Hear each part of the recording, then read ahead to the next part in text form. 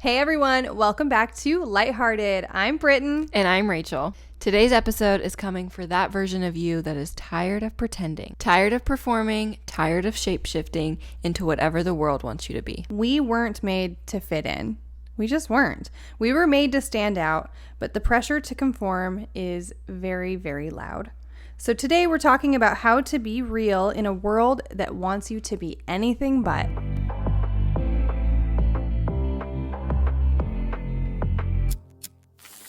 All right, let's get started by just talking about what authenticity actually means, what it actually is, and then we can figure out how to lean more into that.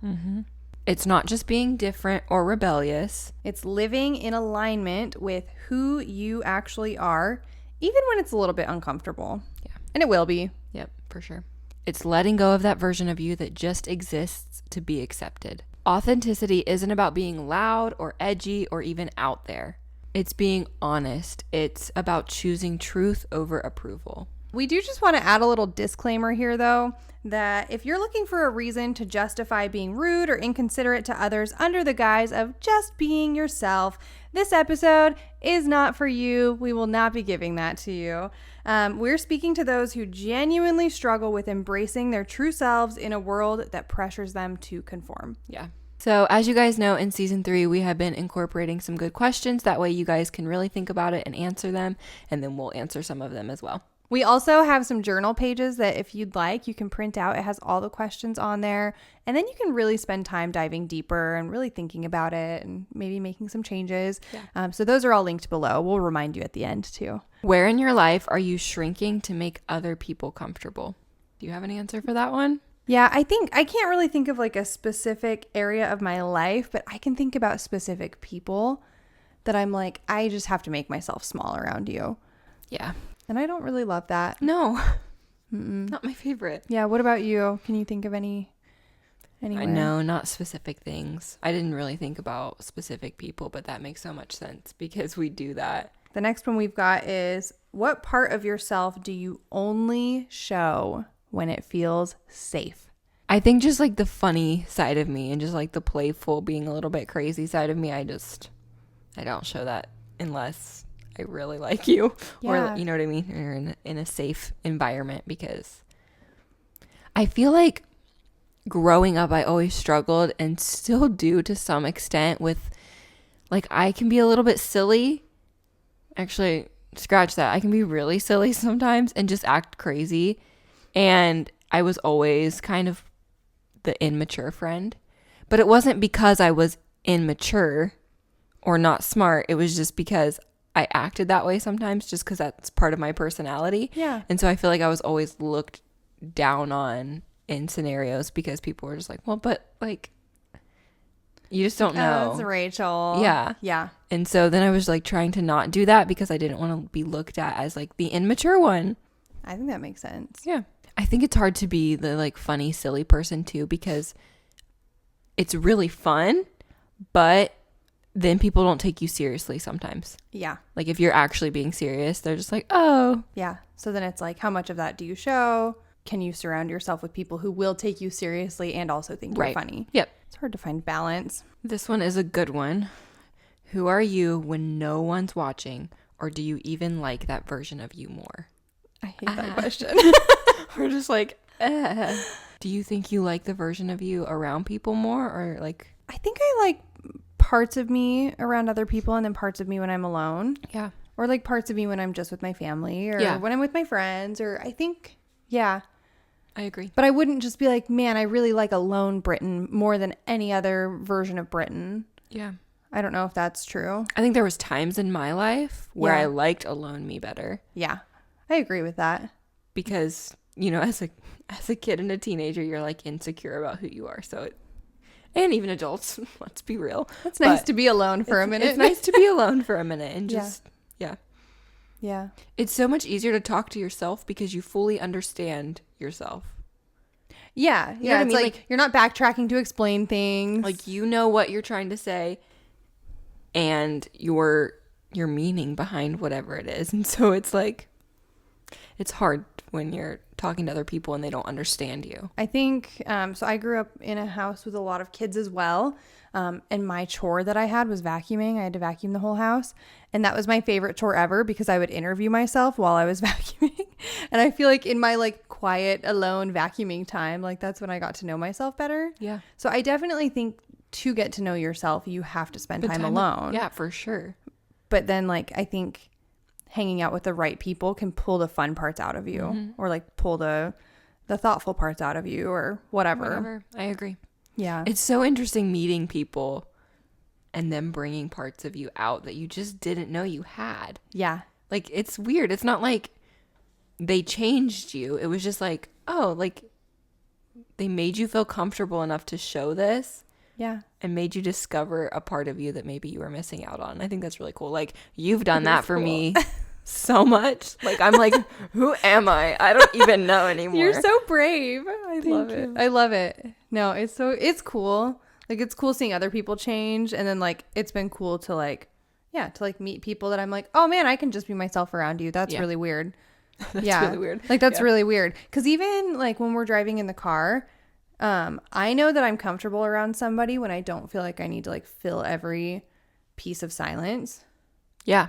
It's not like awkward. Yeah. I'm not like sitting there. What should I say? Is Rachel mad at me right now? Right. Are we good? She hasn't said anything in nearly 6 minutes. Right. Like, it doesn't feel like that. Right. Yeah. Okay. So let's get into why it's so hard to be real. So I think for me in my life, one of my hardest reasons for just like leaning into myself and figuring out who I am is I'm afraid of being rejected or feeling like I'm being judged or feeling like I'm too much or I'm not enough or, you know, insert whatever other word here. Like, I just feel like I'll feel that judgment. Yep. I feel like we've been so conditioned to perform and to be liked and to succeed on like other people's terms. You're right. Like, it's just, this is how we do things and this is how we should look and how we should work and how we should play. And like, it's just, there's so many examples out there of like, this is how things are done and this is how you should do it. I think we're getting better as a society. I truly do, on like being yourself, and people are embracing different parts of them. And I think that that's really cool. I feel like there's some negative in that too, but like, I think it's really cool that people are feeling comfortable. I think social media has a big part in that. Yes. A huge part. I agree. Because we're just like being more accepting of like, it doesn't have to always look like this. Yeah, I like that a lot. I also, I guess, like to your point with social media, I feel like I can see so many different sides of everything now, where it's like, oh, okay, like pros and cons of this thing. Let me make my informed decision now. Right. On like how to lean into that part of myself because I've now seen it both ways. Yeah. Yeah. I feel really grateful because I didn't grow up with this exact thing. Yeah. I feel like because I was homeschooled, I feel like there wasn't as much of a pressure on me to perform because I wasn't in school with all these other people that I was like, oh, we're doing this, or oh, we look like this, or this is how, like, I just didn't have that. And so I'm kind of grateful for that. Mm-hmm. I think we've talked like negatives and positives to social media. And I think, again, like we're talking positives. Right. We do want to just kind of point out that there is a negative side to social media. For sure. Right. So social media amplifies the pressure to curate a version of yourself, which means you're just picking and choosing what the world's seeing. Right. Yep. And that usually gets applause instead of like the truth getting applause. Right. And so I think we do need to be mindful of that, just because everything is so curated. I think it's becoming a little bit less curated. People are liking real stuff again. I agree. All right. So we grow up learning how to fit in, not how to be ourselves. So if authenticity feels hard, you're not broken. I think this would be a good time to jump into a few more questions for you guys. The first one is, what mask have you been wearing for so long that it feels like your real face now? It's so hard. I feel like this kind of goes hand in hand a little bit with, I struggle sometimes with creating things in my head, whether that's a lie or just something someone said or I don't know, just anything. And then eventually I get confused on what's real and what's not. Yeah. You know, like you just think about something for so long because like we've talked about this before. as girls, and probably just anyone, like, if someone annoys me, I'll walk away, and then I make up a whole scenario in my head of what I said and then what they said back, and it's like a fight in my head, right? Yeah. If you think about that too long, you think that actually happened. Did that happen? I don't know. Like, am I still mad at this person? Am I still mad at this person? Yeah. So I feel like that kind of goes hand in hand with this, is like, you get so used to performing that you lose who you are and you're confused. Yeah. Our brains are so powerful. I think also too, like, I've heard a bunch from like actors and stuff that they lose, like, if they're on a show for too long, they lose themselves. They're legit like, wait, who am I? Crazy. That's nuts. It makes sense though. If does. it's like, no, I'm just always playing this person. Right. I think about like people on Grey's Anatomy or like NCIS, those shows that have ran for 20 years. Ever. Yeah. Forever. Yeah. Like Tim McGee on NCIS. Like, NCIS is as old as I am, and he's been playing the same character for 23 years. Like, how do you not? like, when the show quits, who are you? No, I would 100% be the person where it's like on the airplane and they're like, we need a doctor here. And I'd be like, oh, just kidding. Like, I played one on TV for 15 years. Like, I would like legit forget, be like, I can do this. I can do a trach. Give me just a moment. Like, do you? Yeah. 100%. Like, how do you not lose yourself a little bit? Yeah. All right. This is one of my favorite questions. So, who are you performing for? And what would happen if you stopped? Yeah. So, this is one of my life coaching questions that I use with clients. And it's basically just like, okay, let's catastrophize. What's the worst thing that would happen? Who would you be making angry, or whose life would you be hurting if you just stopped performing? And it's okay to like be real. Like, maybe, you know, you're a certain person for your husband and you're a certain person for your kids. And like, let's talk about it for real. So who are you performing for, and how would that impact everything if you stopped performing? I have a really weird answer to this. I would love to hear I don't know if this. it's weird or not, but I have been very, like, again, homeschooled. Like, I didn't feel like I had to be someone else. And so especially now in my adulthood, I've gotten really good at being like, I don't really care. Like, I am who I want to be. Like, it's fine. But sometimes I feel like who I'm performing for is me. Like, the version of me that I want to be out in the world. I'm like, wait. Tell me your thought process. I really, really I like just think that there's, like, I don't really care what other people think all that much. But I know who I really am. But then sometimes I'm like, but like, maybe I want to look a different way. Maybe I want to be something different. And so I feel like, I don't know how to like describe what I'm like thinking, but I'm just like, sometimes I just perform for myself. Yeah. Yeah. There's probably a healthy version, like amount of that too, though. I was going to say, like, because that is who you are, but like also it's not. Yeah. But like, they always say like, dress for the job that you want, not the job you have. Right. Like, that's a thing. And so maybe you're just doing that a little bit, where it's like, no, I'm going to pretend to be the person that I want to be. Yeah. Yeah. And I know I'm saying, like, I don't really care what people think. I mean, I think there's definitely, like, there's a part of that. Everybody cares. I have been experiencing that in high capacity the last week. Yeah. Because typically I don't care. But when it's certain people that are really important to me. Yeah. I'm like, okay, wait. Okay, wait. Like, for instance, I've never been a super self-conscious person of like how I look or certain things. And so I've been taking pictures for something very specific recently. And I'm like, oh, this person's going to see this. This is what this is for. And I'm getting so self-conscious of things that I've never been self-conscious of ever. Because I'm just like over-analyzing everything I do, say, and look like. Because I'm like, this is so important. I have to be perfect. Yeah. That's not the case. But like, what would happen if you weren't perfect? Right. I would look like a human being. You'd be a human being. Yeah. Yeah. Yeah. That's really hard though. It's hard to like pick up on flaws that like weren't bugging you before. Like, yeah. That's always the worst, when I'm like, wait a second. Wait. Like, hold on. I don't like that. I actually really don't like that. Mm-mm. Yeah. Yeah. But her pictures look amazing, regardless of what she's thinking. She showed them to me and they look really, really, really pretty. This is such a good question. Would you rather be applauded for who you're not, or deeply loved for who you actually are? And be honest. Yeah, be honest. Be honest, because I think at different points in my life, the answer would be different. Yeah, for sure. I'm like, yeah, applaud me for who I'm not. I would love that. Yeah. But then, you know, you reach another point where you're like, no, I need people who genuinely love me for who I am. Yeah, I feel like it would be kind of defeating, though, a little bit when someone applauds you for who you aren't. I agree. Because it's like, but that's not me. Let's talk about the cost of fitting in. Because I think, like I said, like to an extent, it's reasonable to want to fit in and to kind of like do some things to fit in. But if you're just like giving up who you are so that people will like you, yeah, that's a really big cost that you're paying. So one major cost is that you lose connection with yourself. It's like we were talking about actors. I can't imagine they all know exactly who they are after playing the same character for 15, 20 years. Yeah. Right? Like they probably lost some sense of connection to who they actually are. Right. Yeah. I think another one that comes to mind is that you will attract relationships that aren't real because they're based on the version of you that doesn't actually exist.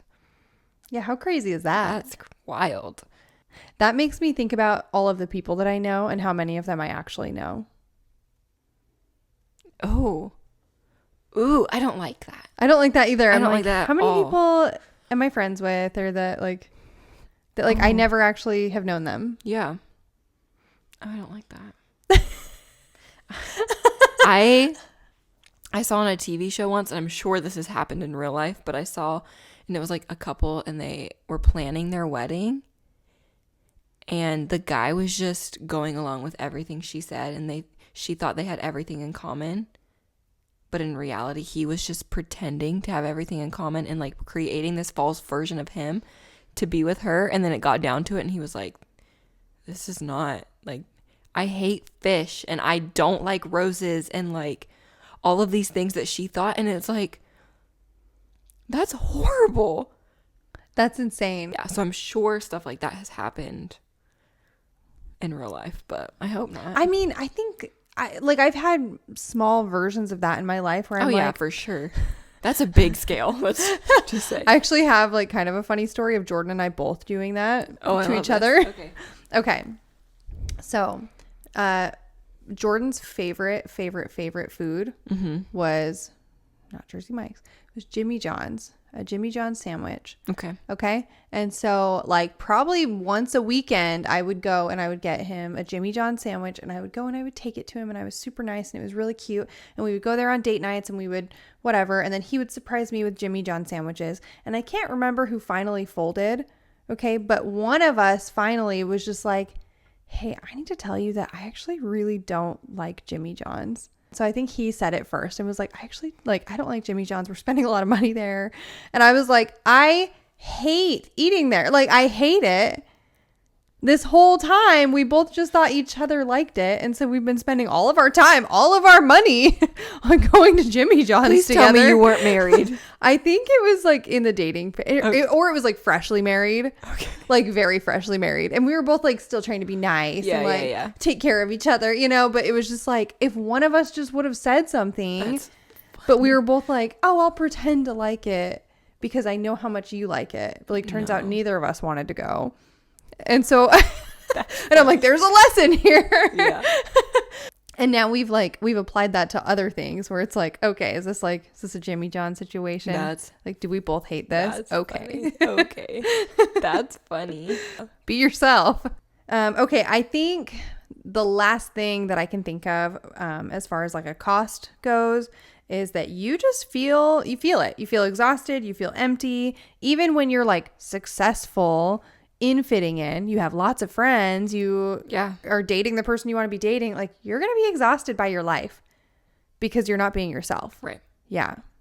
I think that a big example that I can think of is just like celebrities or like big YouTubers. Like, you know how many people have come out and been like, yeah, this was all a lie. We hated it. Or like couples that got separated and they had this perfect looking life. Yeah, it's like, oh, we've actually been divorced for 12 years. Yeah. But we just kept it up. But it's like, yeah. That's nuts. Insane. So don't do that. So it's like they appear successful in every other aspect. And like they have money. Yeah. And like they have success the world's version, I guess, of success. Mm-hmm. You know, what it looks like, but deep But I down think they're you can both have miserable. everything. Yeah, like you could have everything in the world and like still be miserable because you're not sure. being yourself. Right. The cost of fitting in is that you start living a life that doesn't even belong to you. And then one day you'll wake up and wonder, how in the world did I even get here? All right, we have a few more questions. Are you chasing a version of success that someone else defined for you? If you're like a teenager listening to this, like your parents are going to have some rules for success that you probably need to follow. Like, Yeah, for sure. you know, there are things that you're just going to have to kind of like Most definitely. get through. But like if you are a full grown adult living on your own and like you are still defined by other people's expectations for you, I think it's okay to like stop and reevaluate and see which ones are actually important to you and which ones you may want to like leave in the past or step away from and see how it feels. Yeah. Yeah. I think another great question is, are your friendships based on your real self or the edited version of you? For me? Yeah, how do you feel? Oh, they're real for sure. Yeah. I feel like for a long time mine were fake. I think there might be certain relationships. I wouldn't say that it's completely fake, but there's probably like just tiny bits of like, oh, I act this way around this person. Yeah. I don't know. And I think, if I'm going to be honest, I think in life there are people who grew up differently than you or have a different belief system than you. Yeah. That doesn't mean you're necessarily giving up yourself or giving up parts of you around them. It just may be that like, oh, like we don't talk about this with this person because we don't, because there's just no point in doing so. Or I don't know, just things like that I think it's okay to do at certain times. Yeah. I don't know. Yeah, I agree with that. Yeah. Yeah, because like there are certain people and like I feel like I even have certain friends where it's like, oh man, like when I want to talk about this thing, like this is my friend for that. Right. Like, and I think that's normal. Yeah, because people have differences and you're going to relate to certain people more on certain things than others, and that's okay. Yeah. And then you're going to disagree with certain people on certain things. Yeah. So yeah, it's not to say like that you just disregard everybody who doesn't fit your perfect mold so that you can be yourself. Like, right. Yeah. Yeah, for sure. Speaking of the people though, that like you just truly can't be yourself around. Yeah. Like not that like there's one topic that's off limits or like you just truly can't ever be yourself. What would it feel like to disappoint people, but to be proud of yourself? I'll leave you with that one. We're not answering it. Authenticity is not a one-time decision. It's a daily practice. It's choosing truth when it's easier to perform. It's choosing your peace over other people's approval. So I think if you are just starting out and you don't really know where to start, I think we should talk about a few ways to start being authentic and what that looks like. I think this one comes up as like our number one step for every single thing ever. But I think it's the best one. Just start small. You don't have to be like, I will only forever be myself from here on out. Like, you don't have to do that. Like, start really small. Be honest about what you want in tiny moments. So, like, we'll go back to sandwiches here. Okay? Like, how easy was that one? Yeah. To be like, hey, I actually don't really like those that much. Yeah. Like, that would have been being authentic in a tiny moment that, like, really had no impact on anything. Right. Right? Except for, like, our bank accounts as poor students. Right. Like, yeah, so just start practicing. Use our journal prompts. Write down how you're feeling about yourself. And then start making tiny, tiny steps in tiny moments. Yep. Another great one is to stop apologizing for who you are. Notice when you're editing yourself in real time and pause. I think another one is to kind of audit your life. So kind of look at all of the different parts of your life. Which parts feel aligned? And which parts feel performative? If there are certain places or certain people where it's like, man, I am just performing the whole time. Yeah. Yeah, just notice it. Like, I'm not saying you need to be like, Rachel, you and I aren't friends anymore because I can't 100% be myself. Like, you're not doing that. That's crazy. But just say like, okay, like I am performing. Like maybe I can start leaning into being myself a little bit more and we'll see how it goes. And our last tip here is to practice saying, this is me. And not everyone will get it, and that is so okay. All right, so one thing that I've learned in my life is the moment you stop hiding Then the right people start finding you. But you do have to go first. Yeah. Yeah. And that's scary sometimes. It's so scary. But it's worth it. Like, because I feel like we both just have like our little group of trusted people around us. Yeah. And like, that's why, is because like we weren't afraid to be ourselves. Now we have our people. Yeah. Yeah. That's cool. It's so cool. You were not born to blend in. You were born to take up space. That is so important, I think, for every single person to hear. And the more you show up as the real you, the more you give other people permission to do the same. It might be messy. People might leave. You might disappoint someone. But you'll finally stop disappointing yourself. And that's everything. Thank you so much for joining us today. If you're enjoying Lighthearted, don't forget to subscribe and leave us a review. It really helps us reach more people who need a little more light in their lives. And make sure you join us over on Instagram at LightHeartedPod. We post lots of fun clips over there, and you can see some behind the scenes content. So please join us over there. We also do some fun stuff over on TikTok. That is also at LightHeartedPod. So go find us over there too. Yeah, for sure. Don't forget to check out our merch, and all of our links that we just talked about will be linked in our show notes. Stay lighthearted.